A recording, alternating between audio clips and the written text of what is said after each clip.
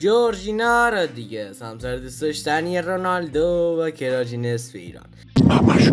همونطور که بنده داخل ویدیوهای قبلا بهش اشاره داشتم، جورجینا قبل آشناییش با حاج کریس یک زندگی سختی رو داشت بدجور که حتی بعضی اوقات از سر نداری گوش نمیخورد. بیا اینو بخور. جورجینا هم در خصوص همین نداریش توی مستندی نتفلیکس ازش ساخته گفته که از وقتی که به مادرید آمدم اوج بدبختی من شروع شدش، چرا که مجبور بودم با پولی که داشتم توی یک انباری رو اجاره کنم تا توی اون زندگی کنم.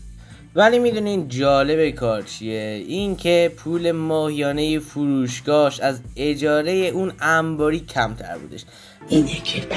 ولی خب خدا میدونه بقیش چجوری حساب.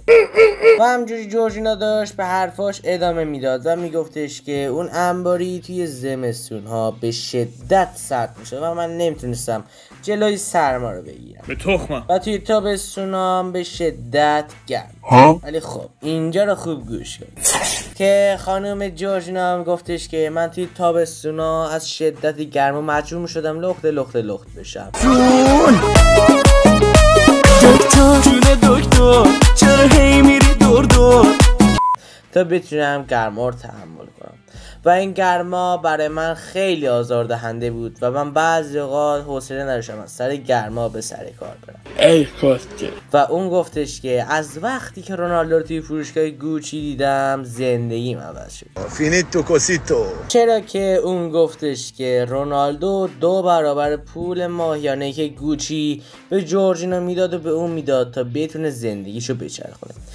جورجینا هم همچنین گفتش که زمانی که با رونالدو قرار میذاشتم همیشه استرس اینو داشتم که قیافم خوب باشه تا اون منو به خاطر شرایط بد زندگی و شرایط بد زیبایی منو ترک نکنه. شبیه باب اسفندیه معتادی. ولی من از طرف تمام مردم شریف ایران به جورجینا میگم که رونالدو هیچ وقت اون ترک نمیکنه، بلکه روز به روز عاشق‌ترم میشه.